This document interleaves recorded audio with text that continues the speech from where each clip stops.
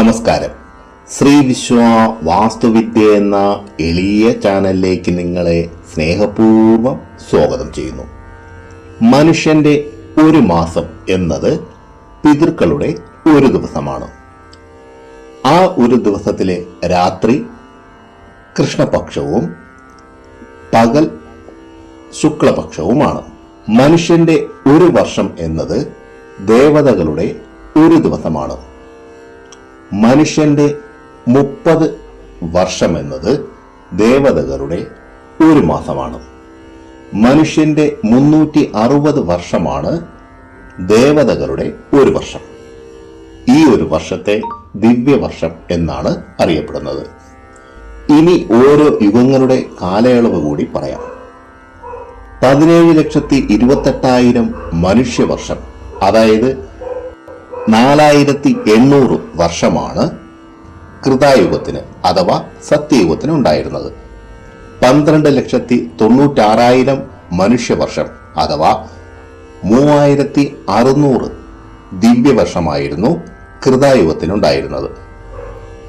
8,64,000 മനുഷ്യവർഷം അഥവാ 2,400 ദിവ്യവർഷമായിരുന്നു ദ്വാപര യുഗത്തിനുണ്ടായിരുന്നത്. ഇനി ഇപ്പോൾ നടക്കുന്ന കലിയുഗത്തിന് 4,32,000 മനുഷ്യവർഷം അഥവാ 1,200 ദിവ്യവർഷങ്ങളാണ് ഉള്ളത്. ആകെ ഒരു കാലചക്രത്തിന് 12,000 ദിവ്യവർഷങ്ങളുണ്ട്.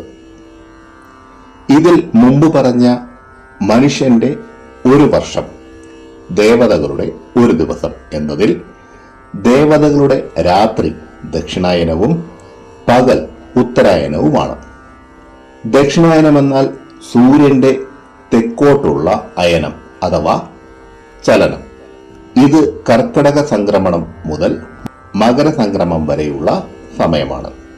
ഈ കാലയളവിൽ രാത്രിക്ക് ദൈർഘ്യം കൂടുതലായിരിക്കും, പകലിന് ദൈർഘ്യം കുറവും. ഭൂമിയുടെ അക്ഷത്തിന്റെ 23.5 ചരിവ് കാരണമാണ് ഈ പ്രതിഭാസം ഉണ്ടാകുന്നത്. ഇത് പകലിന്റെയും രാത്രിയുടെയും ദൈർഘ്യത്തിൽ മാറ്റങ്ങൾ വരുത്തുന്നു. ദക്ഷിണായനത്തിൽ മൺസൂൺ, ശരത്കാലം, ശൈത്യകാലം എന്നിവ ഉൾപ്പെടുന്നു. ഹൈന്ദവ വിശ്വാസപ്രകാരം ദക്ഷിണായന കാലമാണ് ദേവതമാരുടെ രാത്രി. ഈ സമയത്ത് ശുഭകാര്യങ്ങൾ കൂടുതലും ഒഴിവാക്കാറാണ് പതിവ്. ഒരു നെഗറ്റീവ് കാലയളവാണ് ദക്ഷിണായന കാലം. കാലവർഷക്കെടുതികളും ദുരന്തങ്ങളും മരണങ്ങളും നഷ്ടങ്ങളും മഹാമാരികളെല്ലാം കൂടുതൽ ഉണ്ടാവുന്നത് ഈ ദക്ഷിണായന കാലത്താണ്. വേനൽക്കാല അസുരത്വം മുതൽ ശീതകാല അസുരത്വം വരെയുള്ള ഈ 6 മാസ കാലയളവിൽ നമുക്ക് മരണവാർത്തകൾ കൂടുതൽ കേൾക്കാനാകും, അല്ലെ? കർക്കിടക മാസത്തിന്റെ തുടക്കം മുതൽക്കാണ് ദക്ഷിണായനം ആരംഭിക്കുന്നത്. കർക്കിടകം, ചിങ്ങം, കന്നി, തുലാം, വൃശ്ചികം, ധനു എന്നീ 6 മാസങ്ങളാണ് ദക്ഷിണായന കാലം. പിതൃക്കൾക്ക് പ്രാധാന്യമുള്ള കാലമാണ് ദക്ഷിണായനം. ദക്ഷിണായന കാലത്ത് മരണപ്പെട്ടാൽ മോക്ഷം ലഭിക്കുവാൻ താമസിക്കുമെന്ന് വിശ്വസിക്കുന്നു.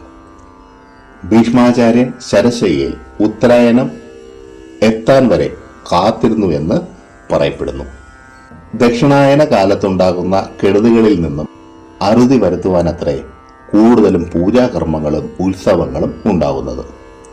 വിനായക ചതുർത്ഥി, ദുർഗാപൂജ, ദീപാവലി, മണ്ഡലകാലം എന്നിവയെല്ലാം ദക്ഷിണായന കാലത്താണ്.